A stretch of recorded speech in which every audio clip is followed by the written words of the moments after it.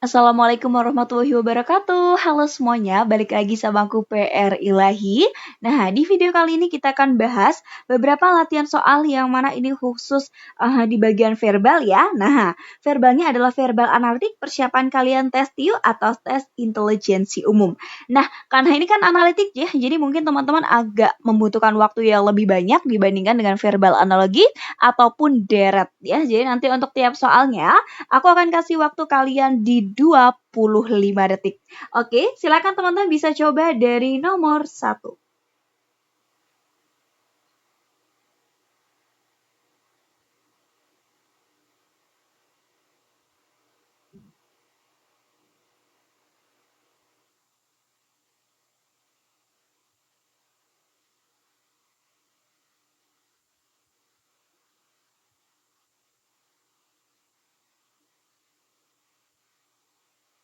Wah, sudah aman? Ayo, jawabannya yang mana? Oke, kita lihat ya. Kartika memiliki 4 hewan dengan kandang masing-masing. Yang berikutnya kandang kuda diletakkan di antara kandang belalang dan kandang hamster. Wah, ini harus hati-hati ya, berarti kudanya itu harus diapit. Loh, kalau kayak gini, yang A dan E kita eliminasi. Karena apa? Karena alasan ini. Loh, dia sudah bilang kandang kuda itu di antara belalang dan hamster. Namun di sini kudanya malah tidak diapit oleh si hamster dan belalang. Yang berikutnya kita punya apa? Kandang tupai ada di sebelah kandang hamster tanpa diapit oleh kandang lain. Nah, kalau kayak gitu berarti tupai itu tidak ada di tengah. Nah, kenapa tupai tidak boleh di tengah? Karena kan dia sudah bilang tanpa diapit. Kalau tupai di tengah maka dia akan diapit oleh kandang lain. Oke, kita lihat ya. Loh, ada lagi nih bantuannya. Dia kan tadi bilang ya, si kandang tupai ada di sebelah kandang hamster. Oke, kalau misal yang B itu kurang pas teman-teman ya. Oke, kenapa yang B itu kurang pas? Karena di sini kan dia bilangnya tupai itu di sebelah kandang hamster. Nah, kalau yang B itu tupai malah di sebelahnya kuda. Ya, jadi jawabannya adalah yang C. Kita bisa cek ya dari syarat yang pertama, kandang kuda diletakkan antara belalang sama hamster, ini sudah memenuhi. Yang berikutnya ada di bagian kandang tupai ada di sebelah kandang hamster, oke, tanpa diapit oleh kandang lain. Nah, berarti penyusunannya dari ujung ke ujung itu adalah yang C. Mudah ya. Jadi teman-teman kalau ketemu dengan soal verbal analitik, itu tidak harus kalian ngurutin satu-satu, enggak. Tapi kalian bisa menggunakan metode eliminasi pilihan jawaban yang disediakan. Paham? Oke, kita lanjutkan ke nomor 2, masih di 25 detik.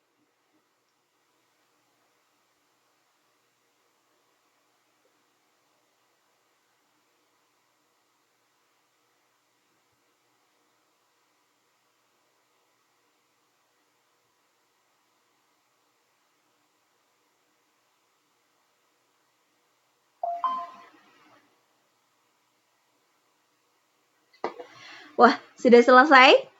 Ayo, nomor 2 kayaknya lebih mudah ya. Yuk kita lihat dulu. Yang pertama bisa ya teman-teman lihat yang bagian yang ditanyakan. Loh, kenapa? Karena tidak jarang banyak dari teman-teman yang sudah pernah mengerjakan soal analitik ya, mereka kegocek ketika pertanyaan. Jadi ketika mengurutkan, wah, mereka udah aman banget satset, tapi ternyata yang mereka inputkan di jawaban itu tidak sesuai dengan yang ditanyakan. Jadi mereka hanya sekadar mengurutkan. Loh, berarti gimana? Ya kita harus baca sih pertanyaan. Ya, kita baca dulu. Jika Opang lebih ringan dibanding Ardi, maka urutan orang dari yang teringan berat badannya. Loh, di sini sudah ada clue-nya. Opang lebih ringan daripada Ardi, yang mana urutannya itu dari yang paling ringan. Wah, berarti yang jelas salah mana? Yang jelas salah adalah yang E. Karena kan dia bilang ya Opang itu lebih ringan daripada Ardi. Sedangkan yang E itu malah Opang lebih berat daripada si Ardi. Nah, yang berikutnya apa? Ardi lebih berat daripada Dino. Oke, berarti Dino dulu baru ketemu si Ardi. Nah, yang D ini kenapa salah? Karena letak Ardi dan Dino itu tidak memenuhi syarat yang pertama. Nah, yang kedua, sedangkan berat badan Ervan itu lebih ringan daripada Opang. Wah, berarti yang salah yang mana? Ervan itu harus ada di kirinya si Opang. Berarti yang A itu salah. Dan juga Ervan itu harus ada di sebelah kirinya Ardi. Oh, nah berarti urutannya si Ervan, nanti di bawahnya ada si Dino loh, antara B sama C. Oke, yang mana teman-teman kira-kira jawaban yang paling tepat? Nah, kita coba cek satu-satu ya. Yang pertama, Ardi lebih berat dibandingkan dengan Dino. Oke, Ardi lebih berat daripada Dino, yang B sama C sama-sama memenuhi. Yang berikutnya, berat badan Ervan lebih ringan daripada Opang. Oke, Ervan lebih ringan daripada Opang dan Ardi, ya sudah, jawabannya adalah yang B. Nah, buat yang tanya, Kak, kenapa yang C itu salah? Yang C itu dia tidak memenuhi syarat si Ervan itu lebih ringan berat badannya daripada si Opang. Gitu. Paham ya teman-teman ya? Oke, kita lanjutkan ke nomor 3. Waktunya masih di 25 detik.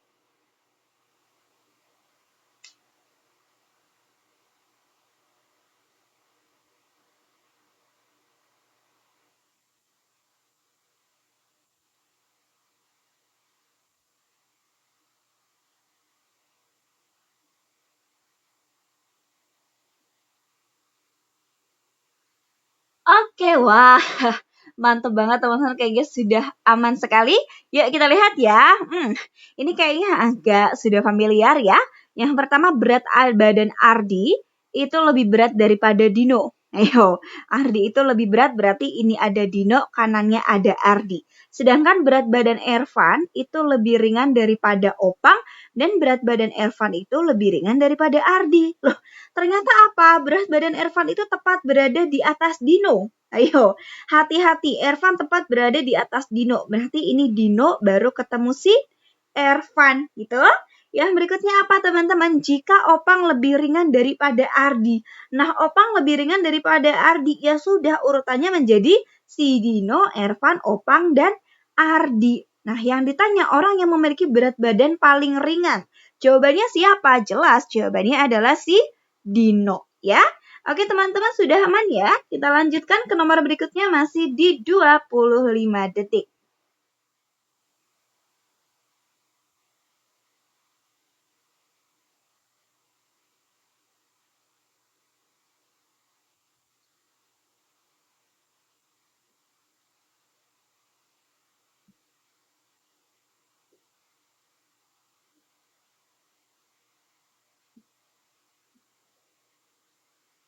Oke, kita bahas bareng-bareng. Nah, yang nomor ini, jangan sampai kegocek, yuk bareng ya. 4 orang mengikuti lomba balap cepat, balap jalan cepat di kantor. Nah, ternyata Delano mencapai finish jauh sebelum Wildan. Nah, berarti Delano ini di atas, Wildannya di bawah. Loh, yang ditanya urutan orang dari yang paling cepat. Ayo, hati-hati urutan dari yang paling cepat ya. Kan tadi dia bilang Delano mencapai finish jauh lebih cepat sebelum si Wildan. Ya, berarti Delano duluan baru ketemu Wildan dan dia jaraknya harus jauh. Nah, berarti kalau yang B ini kenapa salah? Karena dia tidak berjarak langsung ketemu. Nah, yang C juga salah karena dia tidak berjarak. Kalau yang E salah kenapa? Dia kebalik. Harusnya Delano dulu baru ketemu si Wildan. Gitu. Ya kita lanjut ya. Fabian finish sebelum Petra. Nah, berarti Fabian dulu baru Petra. Namun setelah Delano. Loh, berarti gimana? F dulu baru si P. Otomatis yang A salah karena Petra dulu baru si Fabian. Ya sudah, tanpa teman-teman harus mengurutkan satu-satu, jawabannya adalah yang D. Ya, ingat kalau nanti di tes CPNS itu waktunya sangat terbatas, jadi gunakan waktu yang kalian punya sebaik mungkin. Kalau bisa pakai eliminasi jawaban, pakai eliminasi tanpa perlu mengurutkan satu per satu, yang mana itu bisa menguras waktu dan tenaga kalian lebih banyak lagi. Ya, yuk kita lanjut ke nomor 2, waktunya masih 25 detik ya, hati-hati.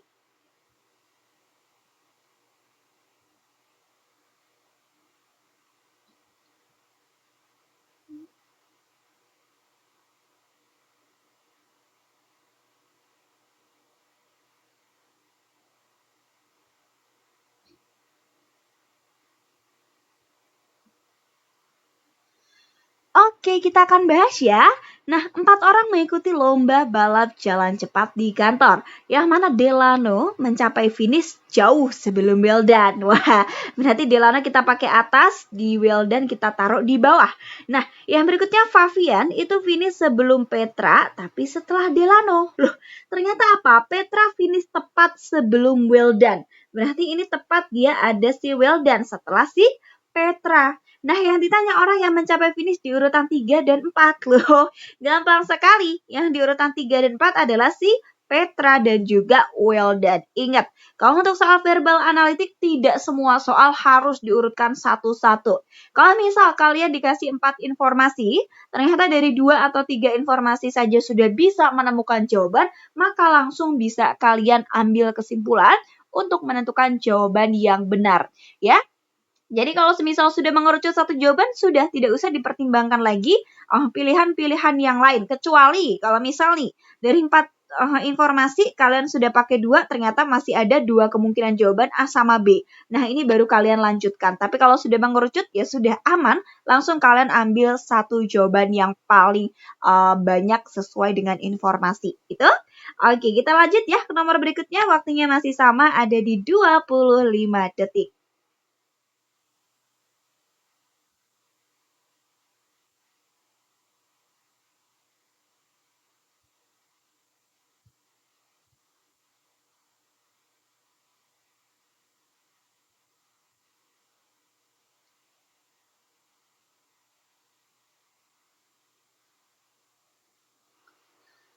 Oke teman-teman, kita bahas. Waduh ini mungkin hal yang agak teman-teman malesin kalau ketemu di soal tes ya. Karena kalau untuk susunan duduk itu emang kadang ada yang masih merasa bingung, ada yang sudah paham. Kita bahas bareng-bareng. Kalau teman-teman sudah temu jawaban duluan, silahkan boleh ditulis.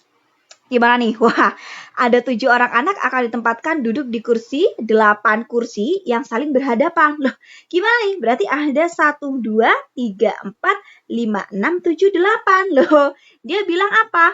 Eno duduk di samping Edi yang duduk di ujung salah satu kursi. Ayo, Eno duduk di samping Edi yang duduk di ujung salah satu sisinya. Nah, berarti yang duduk di ujung itu adalah Edi.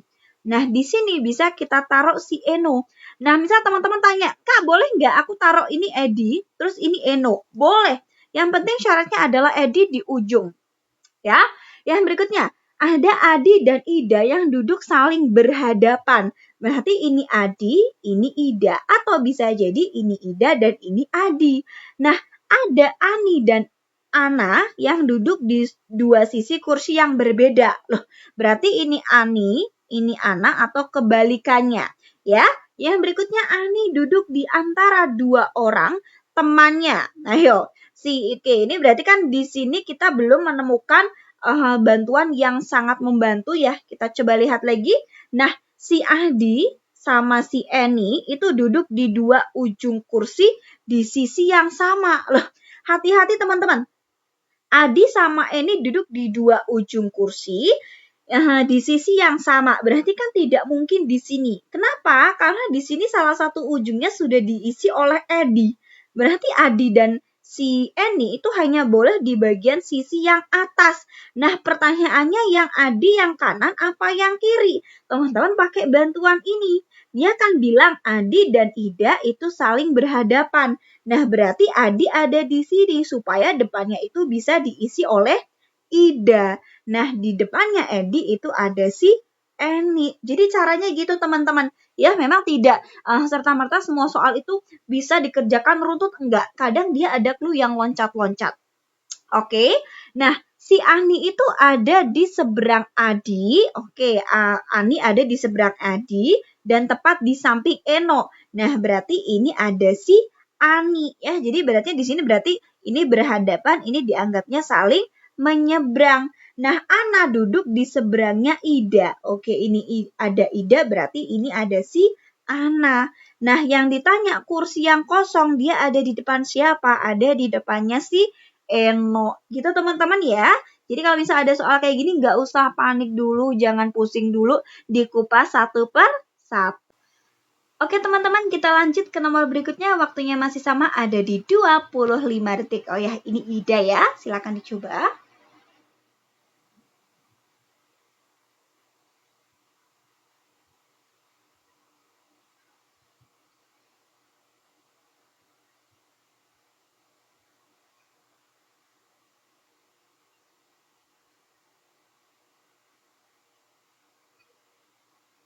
Oke, sudah selesai. Wah, gimana nih? Kita bahas bareng-bareng ya. Yang pertama ada 7 orang anak akan ditempatkan duduk di 8 kursi yang saling berhadapan. Loh, dia 8 kursi tapi saling berhadapan. Berarti bisa kita susun seperti ini. Nah, Eno duduk di samping Edi yang duduk di samping di salah satu sisi ujung ya, di ujung salah satu sisi kursi. Nah, berarti kita bisa tempatkan Edi di sini. Ini ada si Eno. Nah, sebenarnya kalau teman-teman mau naruh Edi di sini boleh. Mau naruh di kiri, mau taruh di kiri bawah itu juga boleh. Yang penting nanti yang lain penempatannya juga sesuai. Oke. Nah, yang berikutnya ada Adi dan Ida itu duduk saling berhadapan. Oke, tapi ini kita keep dulu ya. Kenapa kita keep? Karena kan kita tidak tahu nih Adi sama Ida hadapannya gimana. Apakah Adi yang bagian atas atau Adi yang bagian bawah. Jadi kalau ada clue yang belum terlalu membantu, teman-teman boleh di skip dulu lanjut ke petunjuk yang berikutnya. Nah, ada Ana dan Ani duduk di dua sisi kursi yang berbeda. Nah, ya sudah, berarti kalau Ana di atas, Ani di bawah. Kalau Ana di bawah, Ani di atas. Tapi ini belum membantu. Ya, yang ini juga belum membantu. Ani duduk di antara 2 orang temannya. Belum ada dia membantu ya. Oke, ini clue yang membantu nih. Adi dan Eni duduk di 2 ujung kursi di sisi yang sama.